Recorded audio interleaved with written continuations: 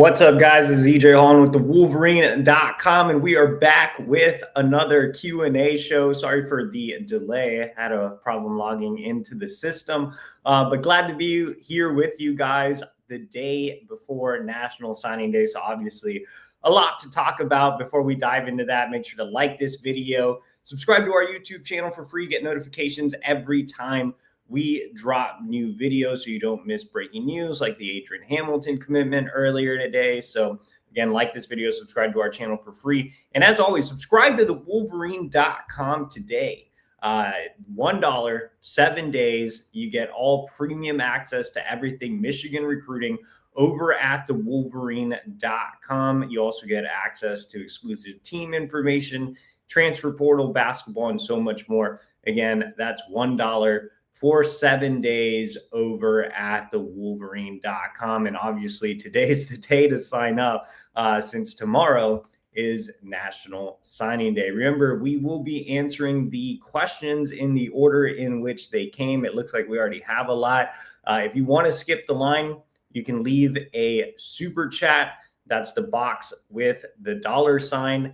And, you can skip the line, and that also donates directly to my travel budget so I can continue to see top recruits around the country.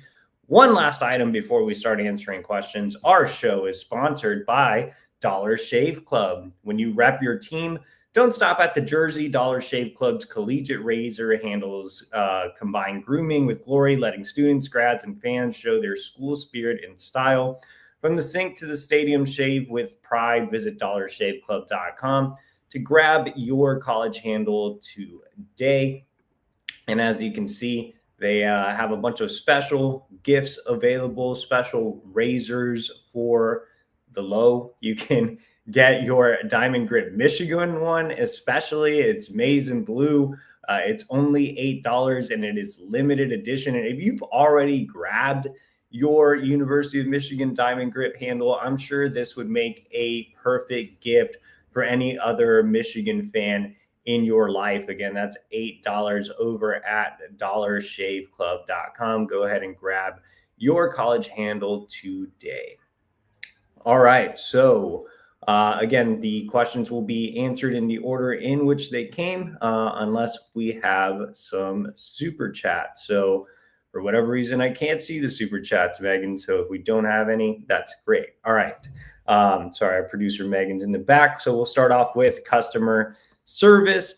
What recruit in 25 and 26, apart from Shamari Earls and Savion Hyder, are you most likely going to be keeping in touch with, and why? That's an interesting question.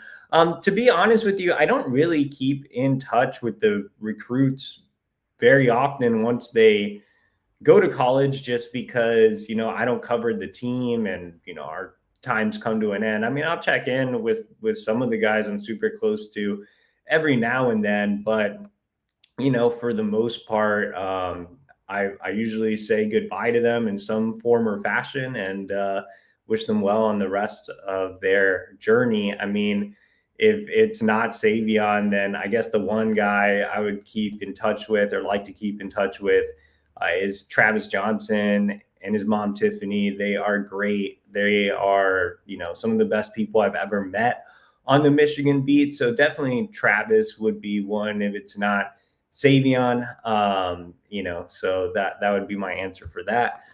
Customer service 4030. I heard Michigan is making a late push for North Carolina wide receiver commit CJ Sadler. There's been some moving parts in that recruitment. Michigan hasn't really, made him a priority. It would be a big surprise if Michigan does push for Sadler. I guess, you can never rule anything out the day before signing day, but, Michigan just hasn't really made any type of move there. Customer service 4030 says, what's the likelihood we get Salisi Moa? Did Michigan offer him a chance at offense as well this weekend? So top 100 athlete, Salisi Moa, he made it to Michigan this weekend. He's been committed to Tennessee since the summer. He did have Michigan in his top group initially, along with Utah. And so he ended up committing to Tennessee. But he's visited Utah earlier this fall. Now he's seen Michigan. So it looks like he's at least leaving the door slightly open, right? But I think that, coming out of the visit, I haven't received any type of indication that Michigan is in a strong position to complete a flip here. So again, not super optimistic. If I had to pick, this second, I would say he probably sticks with Tennessee.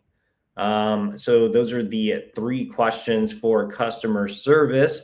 Let's go ahead and go down to Ryan 3191 T5C. Wilpong had posted that Oregon led for Dakota Warrant last week. Do you think Michigan only throwing for 60 yards in the game will hurt or help their chances with him? Not sure if he's turned off by it.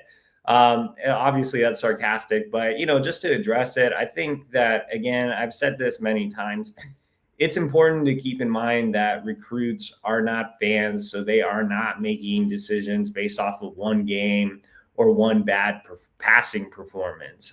So they don't look at it the same way that fans do. I think they have more of a, neutral view. It's not the end of the world for them because they're not fans. I do think it's fair to ask if recruits, especially wide receiver recruits, still have questions about what Michigan is doing offensively and the direction it's going in right now. Obviously, Michigan spent a lot of money last cycle to bring in Bryce Underwood. I wrote this in my post Ohio State, message board post where I said, you spent all this money on Bryce Underwood. You're going to have to live and die by that decision. So, starting next year, he's not a freshman anymore. You're going to have to let him rip. Now, Michigan's going to have talented backs. They're going to push for Justice Haynes to come back. Even if he leaves, you still have Jordan Marshall. You have Savion Hyder coming in. So, Chip Lindsey has always been a guy who's established balance in his, several stops, including at North Carolina.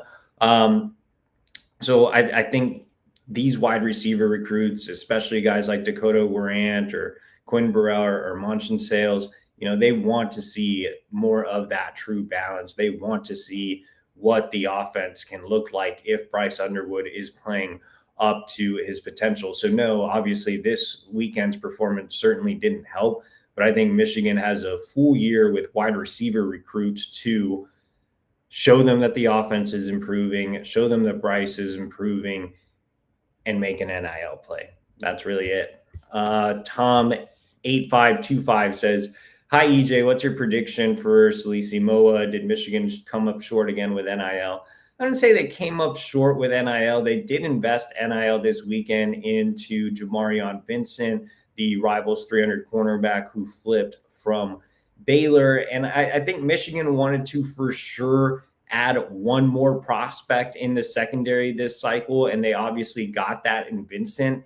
So I'm not sure they're willing to invest. And I think Moa was kind of a long shot despite the visit anyway. So, I wouldn't call it, straight up because Michigan's, losing with NIL. They just, allocated resources elsewhere.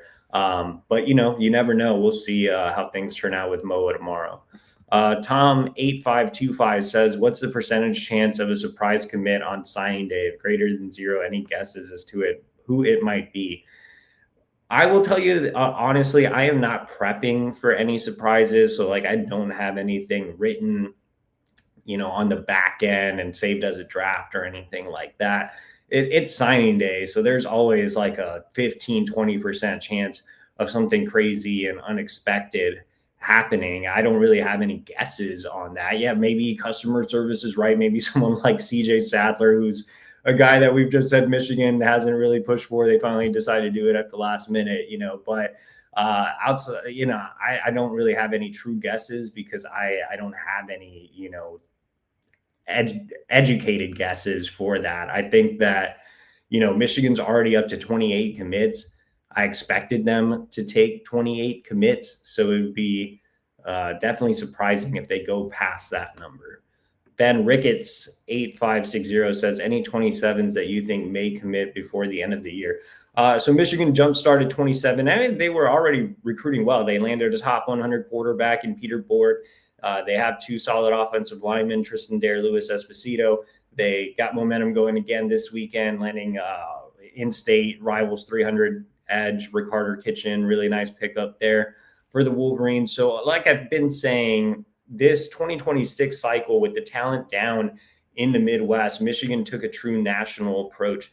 Coming into 2027, I think Michigan is going to work from the inside out, meaning they will prioritize the Midwest, specifically the state of Michigan, which is much stronger in talent in 2027 than it was in 2026. So I think, they're in-state prospects that Michigan's in a really good spot for early on. You're talking about rivals 300 tight end Anthony Cartwright at Country Day, or top 100 offensive tackle Jakari Lipsey out of Kalamazoo, or Miles Smith, the newly minted top 100 edge out of Farmington. So they've, I think that Michigan can close with some of these in-staters maybe before the end of the year or early into next year, and continue to build that momentum in their own backyard.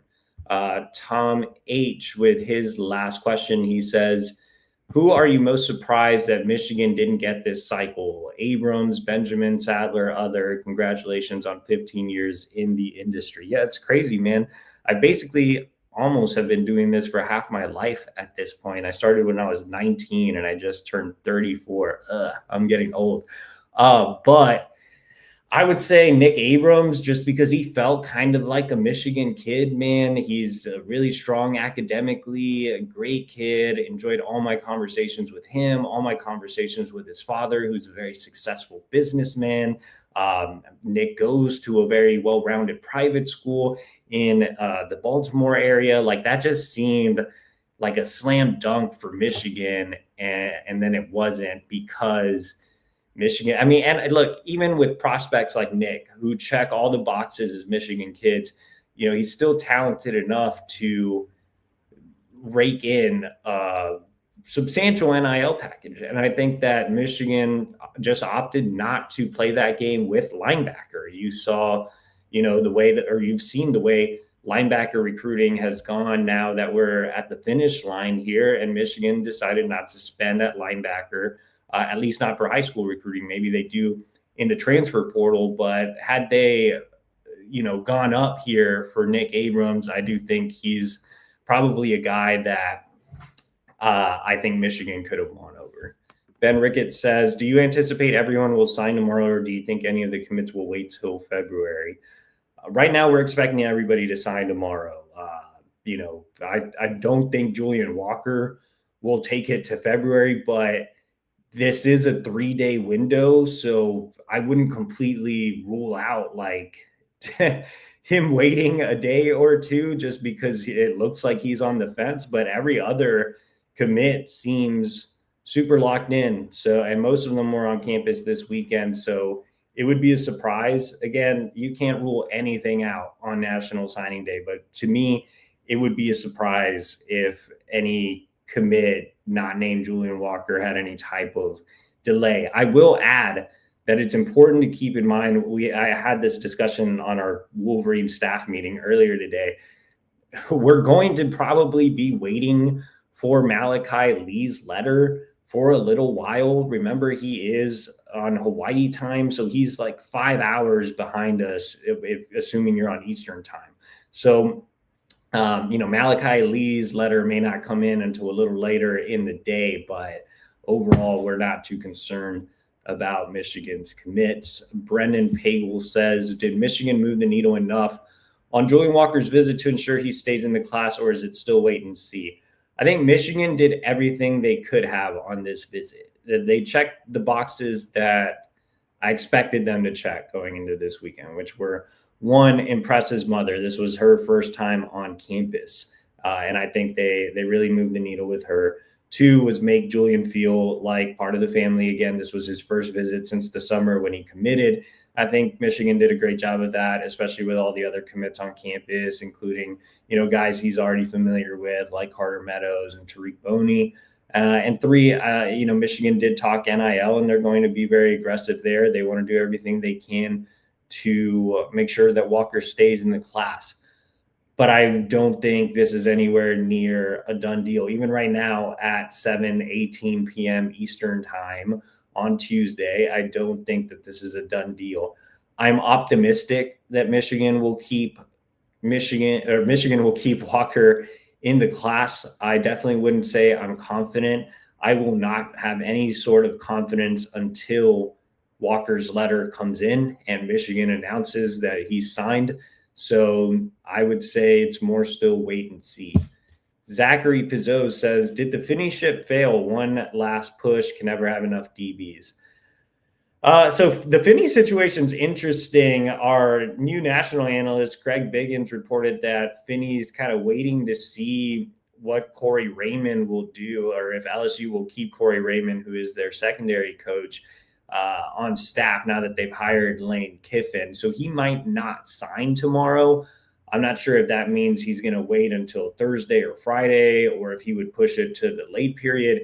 If he pushes it to the late period, then, hey, Michigan has a chance. If he's just pushing it back a couple of days, I don't really envision a flip here. He did not make it to Michigan this weekend, so it seems like he wants to stay at LSU as long as Raymond's there. But I think we'll know more about Finney. Right now, if you asked me to make a pick, I'd still say LSU, but I think we'll know a lot more about Finney over the next 24 hours. Zachary Pizzo says, hearing anything about Michigan pursuing Nick Marsh yet? To be completely honest with you, no. That was one where during his actual recruiting process, there were some infamous moving parts, as I like to say, and things didn't really work out. Now, that's not a slight on Nick Marsh. I thought he was very talented, and the conversations I had with Nick were always positive. He was always open for interviews and stuff like that. So, definitely don't have any issue with Nick. I'm solely saying that Michigan thought there was some moving parts there, and, for whatever reason, it didn't work out. Now that he's in the portal market and Jim Harbaugh's gone, maybe, Sherrod Moore, with the relationships he has around him, can, try to make a run there. Nick is obviously very familiar with Bryce Underwood as well. So we'll see. But I don't have any type of, concrete intel that Michigan's going to go all in. I'm assuming, Nick, being a talented player that he is going to command a significant NIL package. So, I haven't heard anything that indicates Michigan's going to go all in that arena. That's not to say they won't, but, we'll just have to wait and see, I guess. Zachary Pizzo says, any negative feedback from the game? Pretty rough performance. Hopefully not. I've talked to, a handful of underclassmen coming out of the game, and so is Ethan, and mostly it's just been positive vibes. Like I said earlier in the show, like, these guys aren't fans, so one performance isn't going to dictate where they go. I think Michigan did a lot of good things in other areas of the weekend. Some of the underclassmen had a chance to hang out with the commits on Friday. Some of them stayed on Sunday and met with the coaching staff and had film breakdowns. So, everything was normal, I guess, generally positive vibes. I think a lot more will be decided on these winter and spring visits where they spend more time around the program. And then obviously Michigan does a great job on summer official visits. Noah says, give it to me straight. Is Julian Walker taking or flipping? I'll tell you this. So I have a final prediction story that I always do like the morning of. So I'll be up like at 6 a.m. tomorrow, right? And I always publish it first thing in the morning. And I pre-write it the day before, obviously. Right now, under the Julian Walker section, it's just the letter X because I haven't written my final prediction. So to be completely honest with you, I really don't know. And I'm not leaning one way or the other, because if I was leaning one, I'm the type of person, when I pre-write my stuff, I go with what I think is more likely. And then if I have to change it later, I have to change it later. But I usually do that to not give myself additional work when I know it's going to be a really busy day. And I'm not doing that with Walker because I really don't know. Like, I could see him sticking. I'm optimistic that he'll stick, like I said earlier, but I could also see him flipping. I'm not very confident in this recruitment at all. Salted Rock 4 says, hi, EJ. Most Michigan reporters had Kamon Spell and Monson Sales visiting for the game, but they didn't make it. How do you and other reporters learn who will be making visits from the inside? Normally, across every beat, people have connections within the department, but in the case of Spell and Sales, both of them straight up told the media that they were coming. They just didn't make it for whatever reason. With Spell, I joined Wilfong and I put in a prediction for Georgia. I think that's an extreme long shot for Michigan. With Sales, I don't even care that he didn't visit, to be completely honest, because, well, he would have seen that passing performance, but mostly he visited already earlier in the fall. So it's not like he didn't make it to any Michigan games. I think it's more important to get Sales in for a more private individual visit, since he did make it to a game earlier in the fall. And obviously it's going to be very important for him to see the offense in the spring, and for Michigan to do whatever they can on the NIL front. And, the months coming will be more of an important factor in his recruitment than, this weekend would have been. Salted Rock 4 says, how do you feel about the 2027 offensive line targets, Elijah Hutchison, Jakari Lipsey, Olu Babola, and potentially Maxwell Heiler? So Heiler said he was a maybe to come in this weekend and then didn't make it. I just don't think he's super interested, to be honest. I had a chance to talk to him at the Under Armour New Jersey camp back. It was late spring, early summer. And he just didn't seem super interested. He didn't even have Michigan in his top group. So I would say he's a long shot. I think with Elijah Hutchison, he's originally from Virginia. He goes to Raven Gap, which, produced Marlon Klein. So there's a bit of a tie there for Michigan. I think he had a great visit. I think Michigan has showed a willingness to play NIL there, but I think it's still very early for him. I don't really have a good grasp for his recruitment. I saw him at the Under Armour Baltimore camp, and he definitely checks a lot of boxes. I think Michigan's probably the team to beat for Lipsey early on. And with Olu Babola, he's out of New Jersey. He has the same agent. I'm just going to call him Olu, man. So Olu has the same agent as Travis Johnson, Latish Kinsler, who I know well. And Michigan has a great working relationship with him, and that connection, should help the Wolverines out in that recruitment. Salted Rock 4 says, how do you feel about and rate Marcus Fakatu, Miles Smith, Joseph Buchanan, and Rashad Street? So Fakatu is interesting. He's a kid who reclassed up, going from 28 to 27, top 100 defensive lineman out of California. I think for whatever reason, he was supposed to visit Michigan and USC. And then obviously, they played the same day. So he ended up going to Michigan instead of USC.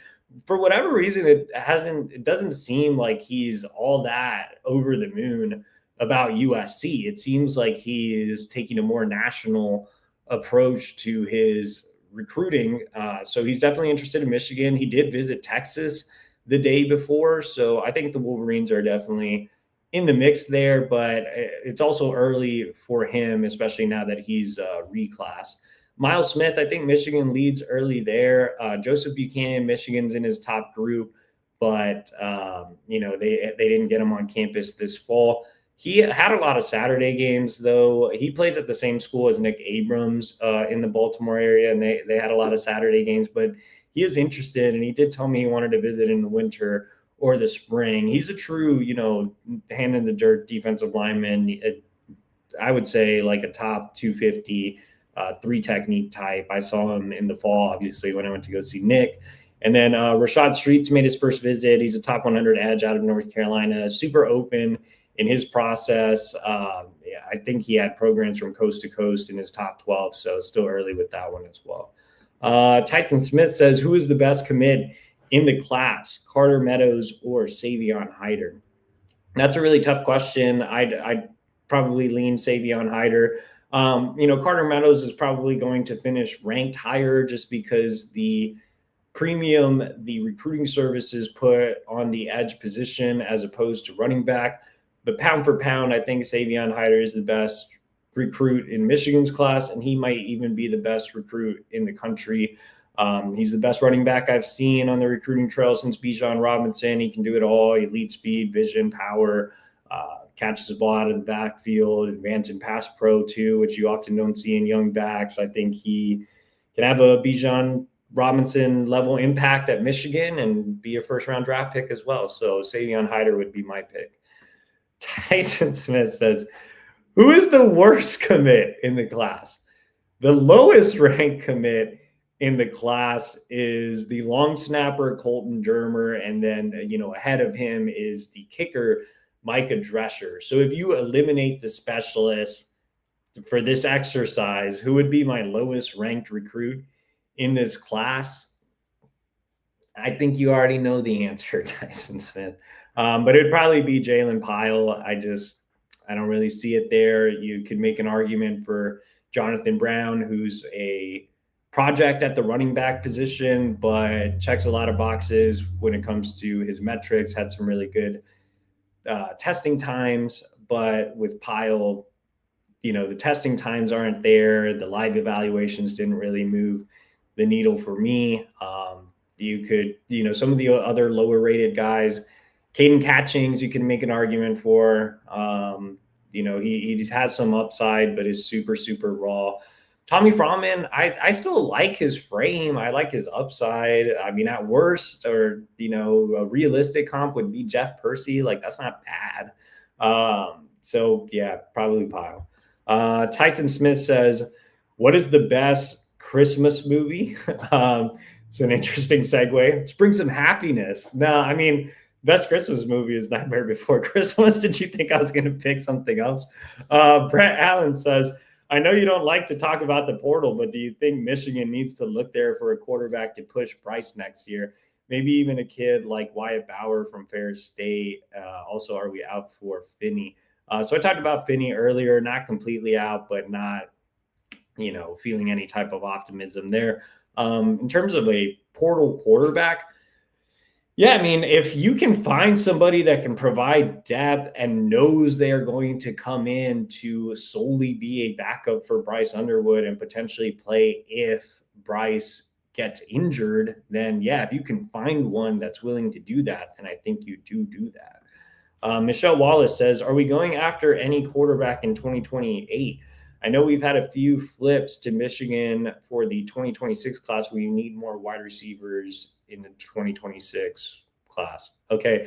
Well, just to answer your initial question, for 2028, obviously all eyes are on Donald Tabron, top 100 Cass Tech quarterback who was back on campus this weekend. He's visited Michigan more than any other school. I've talked at length about Don. I think he's, the next 5-star quarterback to come out of the state of Michigan, following in the footsteps of Bryce and Dante Moore. I think he, if you look at his game, he resembles Dante Moore. He's much more like Dante Moore than he is Bryce Underwood. He's not a guy who likes to run. He can run, but would rather stand in the pocket and pass, just like Dante. Very smooth operator, has clean mechanics, super accurate at all levels, doesn't have this, cannon for an arm, but definitely can launch the deep ball and has really great deep ball accuracy, especially for a young kid. I think that's the thing that stands out to me the most about Tabron on the field is the deep ball accuracy. To see it at such a young age is very impressive. It was the same way with Dante, who also didn't have a Bryce Underwood arm, but he could launch the deep ball accurately as well. So a lot of similarities there with Dante. And much like Dante, I really like Donald's intangibles. I like his leadership qualities. He led Cass Tech to a state title last year. He led them to a state title appearance this year. He, knows how to command a huddle. He has respect from his peers, and he's just a really fun kid to be around. And I think that's really important to have it, between the ears at the quarterback position, something I really value. And it's a big reason that I really love Dante Moore. Same reason I love Donald Tabron. Michigan is definitely right up there in his recruitment. Like I said, he's visited Michigan more than any other school, but there will be national schools after him as well. He's intrigued by some programs out west. He was at USC earlier this fall, so we'll see how his recruitment plays out the next couple of years. Don Brock 8415 says, who are the top 3 players for 27 that Michigan has a legit shot with? Well, we talked about Elijah Hutchison. He is a top 20 overall prospect. I think, again, Michigan has shown a willingness to spend along the offensive line. So, he's definitely one that comes to mind. Obviously, Monson Sales, even though he didn't make it this weekend, I talked about earlier. I mean, Michigan has to spend NIL at the wide receiver position. Monson Sales is the best on the board for sure. And, like I said, they're in it for Marcus Facatu. He's another top 32, so he'd be a, 5-star player. We'll see where his recruitment goes since it's still early there. Scotty517 says, have you seen any wide receivers that have entered the portal being a potential fit for Michigan? And what other positions do you see Michigan targeting in the portal? To be completely honest, guys, the portal is on the back burner for me. Obviously, it's extremely important, but it's been on the back burner for me for 2 reasons. One, last year the portal was open like right after signing day, so it had to be front of mind. The portal does not open until January 2nd, so my focus has more so been on preparing for National Signing Day. So I really haven't been keeping track like that, to be honest, and I think we'll know more about Michigan's portal targets as we get closer to the actual portal window. Charles Phantom says, any super surprise in a good way that you foresee tomorrow? And like I said earlier, I'm not prepping for anything, but you definitely can't rule anything out on National Signing Day. Lou says, that's twice that Earls wouldn't get the torch.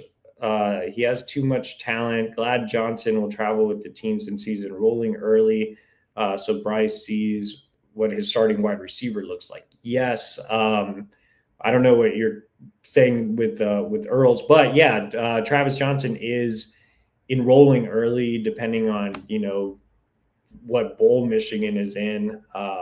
Then yeah, he'll get to travel with the team. I believe these guys, the early enrollees, and this is from Savion. So Savion is moving in January 3rd, and I think that's when the other early enrollees would also move in. So I'm not sure if it'll line up for bowl practices, but yeah, I mean, if he gets that chance, that would be great.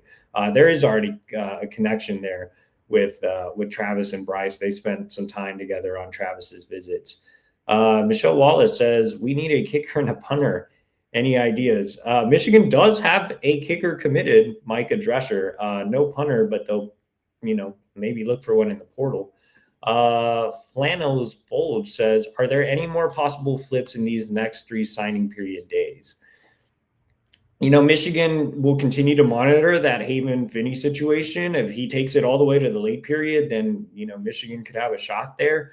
Or if LSU says, hey, Corey Raymond's going to Tulane or somewhere else, then that opens the door back up for Finney. I'm not optimistic about a flip yet, but it's still one to keep an eye on. I'm also not very optimistic about Salisi Moa flipping from Tennessee despite his weekend visit, but that one's still slightly open as well. But nothing, super surprising or names that you don't really know.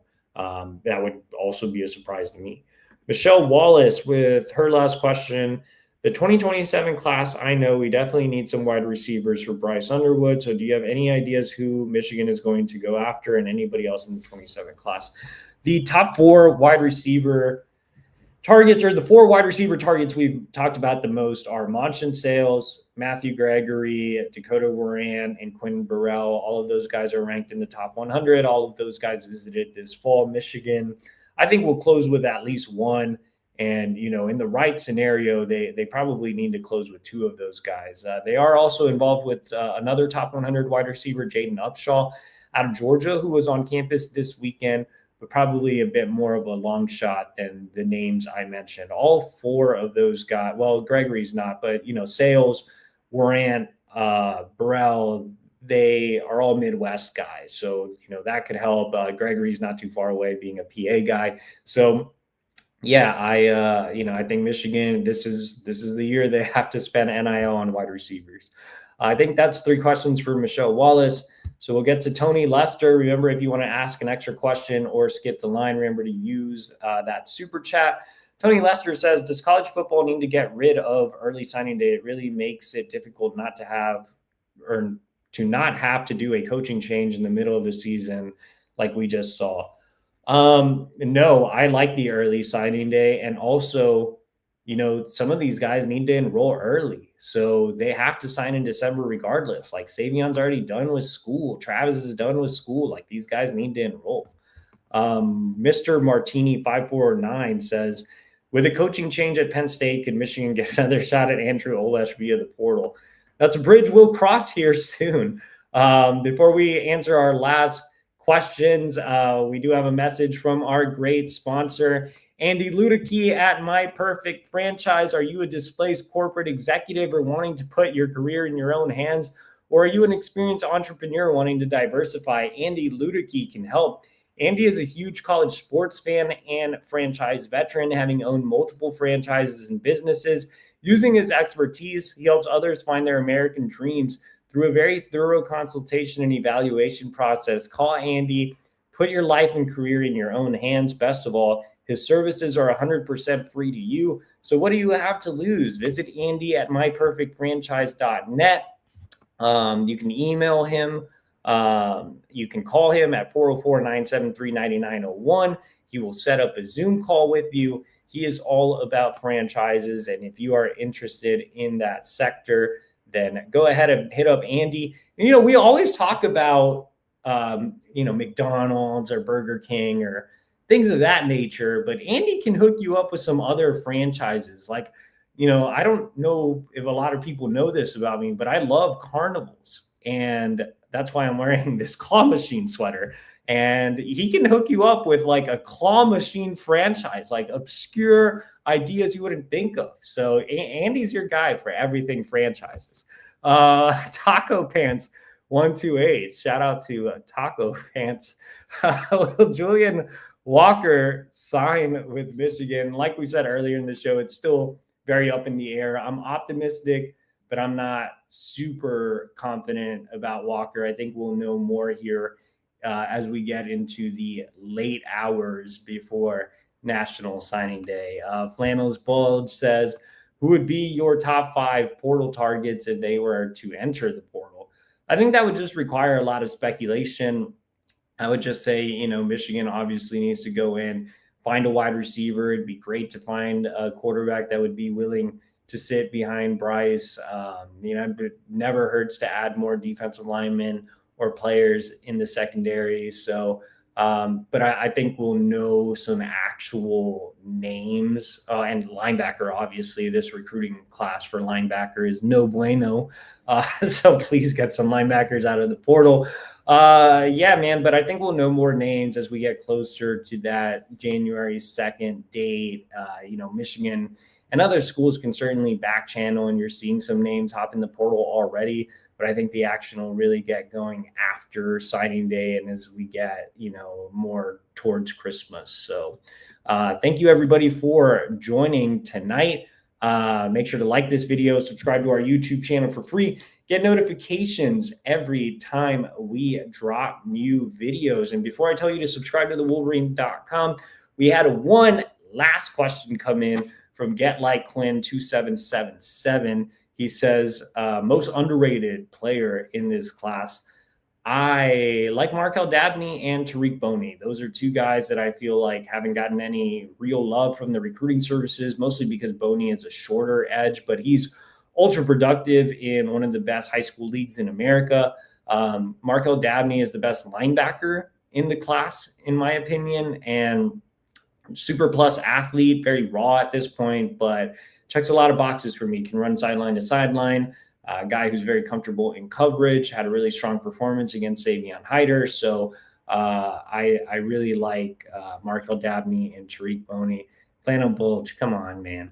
Mr. Martini 549, we appreciate your super chat, $5. Thank you very much. Thanks everybody for joining tonight's show.